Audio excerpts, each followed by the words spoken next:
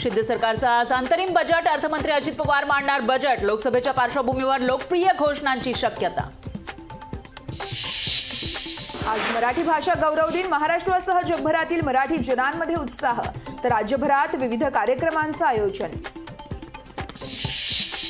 राज्यामध्ये ठिकठिकाणी आसमानी संकट, अवकाळी पावसामुळे विदर्भ, मराठवाडा आणि उत्तर महाराष्ट्रातील अनेक भागांना फटका।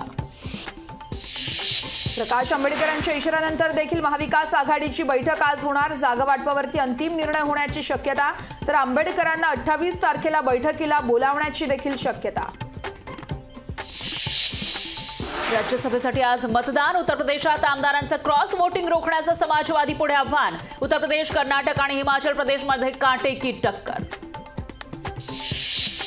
आंदोलन मागे घेतल्यानंतर मनोज जरांगे पाटील छत्रपती संभाजीनगरमधील हॉस्पिटलमध्ये भरती। आजपासून जरांगेंच्या साखळी उपोषणाला होणार सुरुवात।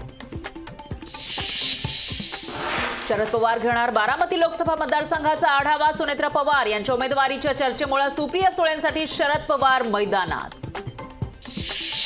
काँग्रेसचा राजीनामा देऊन बसवराज पाटील आज भाजपमध्ये पक्षप्रवेश करणार। चंद्रशेखर बावनकुळेंच्या उपस्थितीत होणार प्रवेश।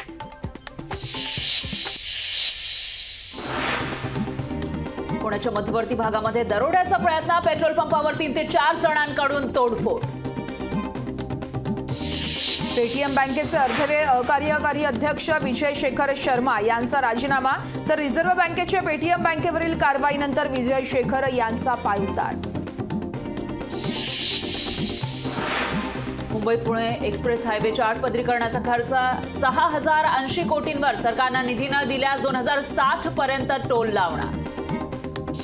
मुंबईत वायू प्रदूषणात मोठी वाढ, वायू प्रदूषणामुळे नागरिकांना साथीचे आजार, तर वायू प्रदूषणाच्या समस्येवरती मनसेचे पदाधिकारी प्रदूषण नियंत्रण मंडळ कार्यालयाला भेट देणार। उच्चांकी दर मिळालेल्या लसणाच्या दरामध्ये घट, किरकोळ बाजारामध्ये 1 किलो लसणाला 200 रुपये भाव। मुंबई अहमदाबाद वंदे भारत 160 किलोमीटर वेगानं धावणार। मार्च महिन्यापासून मुंबई अहमदाबाद मार्गावरती ताशी 160 किलोमीटर वेगानं धावणार। मनोज जरांगेंसह 1000 मराठा कार्यकर्त्यांवर गुन्हे दाखल, पोलीस परवानगीशिवाय आंदोलन केल्यानं पोलिसांकडून गुन्हे दाखल।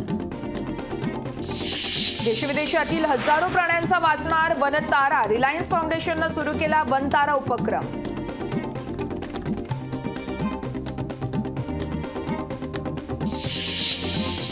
इयत्ता पहिलीसाठी मुलाचं वय किमान 6 वर्ष असणं आवश्यक, केंद्राकडून राज्यांना परिपत्रक जारी।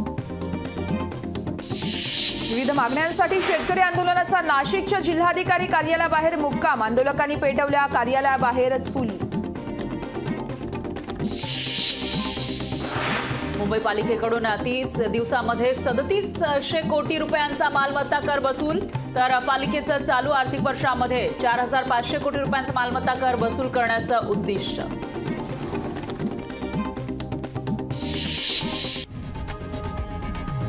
लोकशाही मराठी ऐका, पहा, जागरूक रहा।